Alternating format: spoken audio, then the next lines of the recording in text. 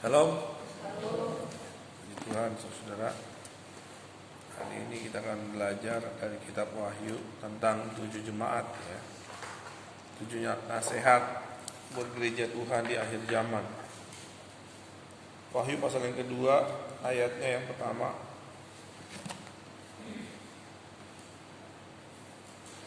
sampai dengan ayatnya yang ke-7. Gantian ya. Pada jemaat di Efesus, tuliskanlah kepada malaikat jemaat di Efesus, inilah firman dari Dia yang memegang ketujuh bintang itu di tangan kanannya dan berjalan di antara ketujuh kaki dian emas itu. Aku tahu segala pekerjaanmu, baik daripada maupun keimananmu. Aku tahu bahwa engkau tidak sabar terhadap orang jahat, bahwa engkau telah mencobai mereka yang menyebut dirinya rasul, tetapi yang sebenarnya tidak demikian, bahwa engkau telah mendapat mereka berdusta. Dan engkau tetap sabar dan menderita oleh karena namaku, dan engkau tidak mengenal lelah. Namun demikian aku mencela engkau, karena engkau telah meninggalkan kasihmu yang semula. Sebab itu ingatlah betapa dalamnya engkau telah jatuh. Bertobatlah dan lakukanlah lagi apa yang semula engkau lakukan. Jika tidak demikian, aku akan datang kepadamu dan aku akan mengambil kaki dianmu dari tempatnya jika engkau tidak bertobat. Tetapi inilah ada, yaitu engkau membenci segala perbuatan pengikut-pengikut Ibu Paulus yang juga aku benci. Sama-sama. Siapa bertelinga, hendaklah ia mendengarkan apa yang dikatakan Roh kepada jemaat-jemaat. Barang siapa menahan, ia akan kuberi makan dari pohon kehidupan yang ada di taman Firdaus. Amin. Saudara yang dikasihi Tuhan, ya, ini ada 7 jemaat di kitab Wahyu pertama. Lalu nanti kita akan kalau saudara baca lagi ada 7 meterai yang dibuka, ada 7 sangkakala, ada zaman aniaya, lalu ada 7 malapetaka. Jadi ada 7 jemaat ini dinasehati oleh Tuhan. Ya, dinasehati pertama jemaat di Efesus. Ya, di situ dikatakan dia pertama dipuji. Ya. Aku tahu segala pekerjaanmu, baik jerih payahmu maupun ketekunanmu. Ya, dia berjerih payah jemaat ini dan dia tekun. Aku tahu bahwa engkau tidak sedang bersabar terhadap orang-orang jahat, bahwa engkau telah mencobai mereka yang menyebut dirinya rasul. Tapi yang sebenarnya tidak demikian, bahwa engkau mendapati mereka pendusta. Jadi ini pujian buat jemaat di Efesus. Jemaat di Efesus ini udah gak ada sudah, ya. Sekarang kita nih buat kita, ya. Buat orang Kristen zaman now. Dan kau tetap sabar dan menderita oleh karena namaku, dan kau tidak mengenal lelah. Baik kan di jemaat? Baik, ya. Hal-hal yang baik dia lakukan. Ya itu mungkin ada di antara kita seperti itu. Tapi dia dicela juga, ada juga kesalahannya, ya. Kesalahannya adalah, namun aku demikian aku mencela engkau karena engkau telah meninggalkan kasihmu yang semula. Berarti memang dia melakukan semuanya itu dasarnya bukan dikasih lagi. Ya, dasarnya bukan kasih. Ada orang melayani Tuhan, ada orang ke gereja tiap hari Minggu, Senin, Selasa, Rabu, kami cuma 1 minggu, tiap hari ada. Ya, kalau di Jakarta ini kan hampir tiap hari ada ibadah dari persekutuan. Bekasi, Jakarta, biasanya ada tuh. Ada juga orang tiap hari pelayanan. Tapi bagaimana dengan kasihnya kepada Tuhan? Ya, kasihnya kepada Tuhan. Banyak orang sibuk, sampai doa juga nggak ada waktu. Saat teduh nggak ada waktu, membaca firman nggak ada waktu, merenungkan firman nggak ada waktu. Nah ini Tuhan mau kembali, ya, kasih kita yang semula kepada Tuhan. Amin, saudara. Ya. Kalau yang pelayanan, kadang-kadang yang udah nggak melayani Tuhan sibuk,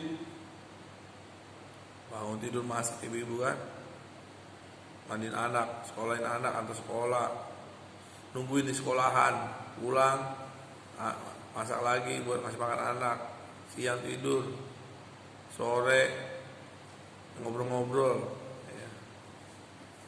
Malam nonton sinetron, tidur lagi. Jadi kapan doanya? Ya, kapan melayani Tuhan? Kapan membaca firman-Nya, merenungkan? Nah, ini yang Tuhan tegur. Bagaimana diangkat begini gereja? Ya, bagaimana jemaat begini mau diangkat? Kalau dia tidak ada kasih yang semula kepada Tuhan.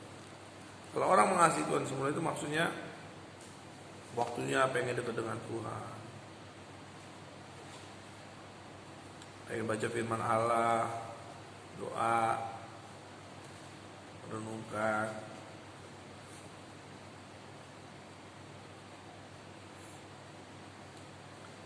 Gimana? Ada yang mau tanya? Kalau mau nanya nggak apa-apa. Karena gini, kalau kan orang nanya, gimana sih supaya diangkat, betul nggak? Kalau rapture terjadi, pengangkatan terjadi, syaratnya apa? Syaratnya nanti tujuh nasihat ini harus dilakukan.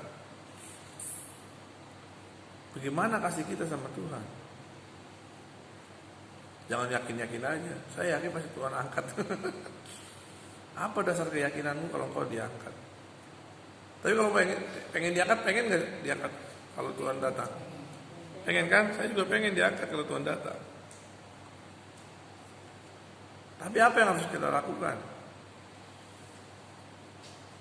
Kalau seandainya saya tanya, yakin nggak diangkat oleh Tuhan kalau datang? Yakin? Iya, yakinlah. Puji Tuhan, harus yakin. Dan kita minta kepada Tuhan supaya kita memiliki kasih yang mula-mula itu ya. Kembali Tuhan, kembalikan kasih yang mula-mula itu. Ya, supaya kita mengasihi Tuhan. Segala sesuatu yang kita lakukan untuk Tuhan. Kolose 3:23, apapun juga yang kamu perbuat, perbuatlah dengan segenap hatimu seperti untuk Tuhan dan bukan untuk manusia. Ada yang kira-kira mau bertanya nggak tentang kasih yang semula ini?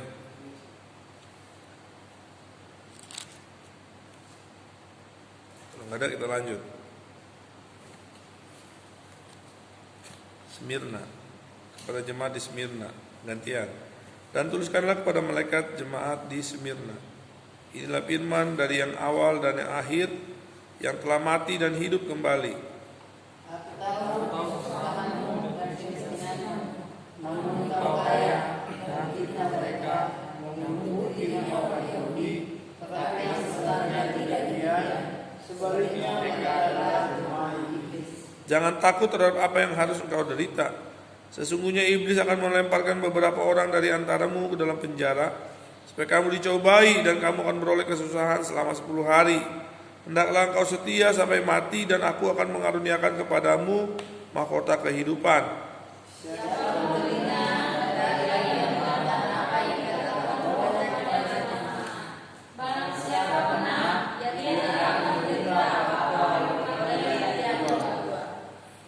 Ya, jadi siapa yang bertelinga? Tuhan tahu gak kita punya telinga? Tahu. Semua orang juga diciptakan Tuhan kan ada telinganya kan? Tapi Tuhan ingatkan siapa yang bertelinga. Karena ada orang punya telinga tapi gak mau dengar. Dibilang budak marah kan? Gak mau mendengarkan firman, gak mau mendengarkan suara Tuhan. Ya. Siapa bertelinga hendaklah ia mendengarkan apa yang dikatakan Roh Kudus kepada jemaat. Jadi Roh Kudus berbicara. Barang siapa menang, ia tidak akan menderita apa-apa oleh kematian yang kedua. Jadi tidak akan mengalami kematian yang kedua. Kalau menang itu 2 kali hidup, 2 kali lahir, 1 kali mati. Kalau kalah Satu kali lahir, dua kali mati. Mati dikubur di Pondok Rangon, yang kedua mati di neraka. Satu kali lahir dari mamanya doang. Nah kalau kita dua kali lahir, pertama dari ibu kita, yang kedua dari Roh Kudus, ya, kelahiran baru. Nanti matinya cuma satu kali. Setelah itu kita akan hidup selama-lamanya. Nah kepada jemaat di Smyrna, Tuhan mau mereka setia walaupun menderita. Hendaklah engkau setia sampai mati, dan aku akan mengaruniakan kepadamu mahkota kehidupan. Bagaimana kesetiaan kita kepada Tuhan Yesus? Nah itu. Kita harus setia kepada Tuhan Yesus. Setia sampai mati. Sekali Yesus tetap Yesus, apapun yang terjadi, ya. Sekali Tuhan Yesus tetap Tuhan Yesus. Ini yang Tuhan mau, kesetiaan yang sampai mati. Maka nanti akan dikasih mahkota kehidupan. Jadi Tuhan mau setia nih. Selagi kita masih sehat, kuat, selagi belum terjadi pengangkatan, setialah. Setia, pokoknya sama Tuhan itu setia aja terus. Kira-kira apa yang membuat orang tidak setia kepada Tuhan?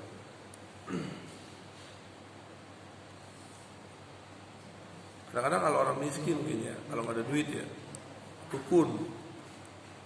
Kalau dia nggak ada duit, dia pergi ke dukun, pesugihan. Atau gara-gara sakit, bisa sakit. Kayaknya dokter nggak sembuh-sembuhin, akhirnya pergi ke dukun. Hah?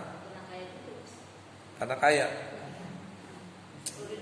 Kalau duit banyak bisa juga memang orang nggak setia lagi. Kebanyakan uang kan jadi sombong. Nah jadi apapun yang terjadi kita harus setia. Sakit kita tetap setia kepada Tuhan. Miskin tetap setia. Jadi orang kaya tetap setia. Nah, ini yang Tuhan mau. Ya. Susah senang tetap setia. Sehat sakit tetap setia.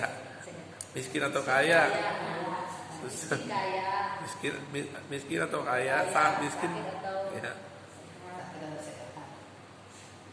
Saat sehat atau sakit, saat susah atau senang, saat kaya atau miskin, tetap setia kepada Tuhan.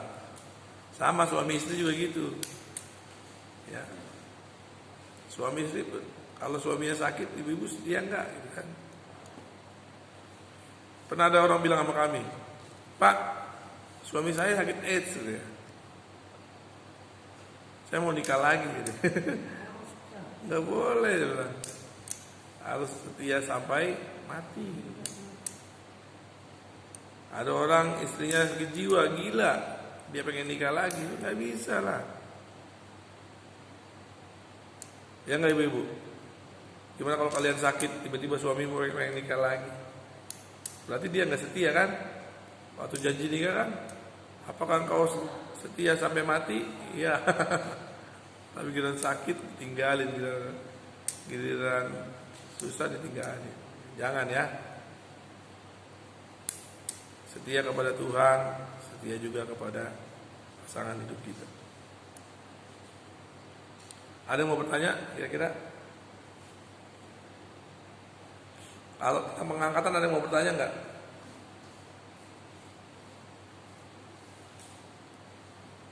Ini masih ada 5 jemaat lagi, kapan-kapan lah, ya. Panjangan nanti. Dua dulu dah, ya. Pertama, kalau kita udah meninggalkan kasih kita yang semula, kita bertobat, ya. Tobat. Tuhan bertobat, benar saudara. Akhir zaman ini Tuhan mau orang pada bertobat. Kalau udah nggak ada, kayak seolah-olah saking sibuknya nggak ada waktu, ya karena manusia dibuat sibuk sampai nggak ada waktu berdoa, nggak ada waktu baca firman Allah, nggak ada waktu duduk di kaki Tuhan, ya. Sibuk banget. Nah kita bertobat,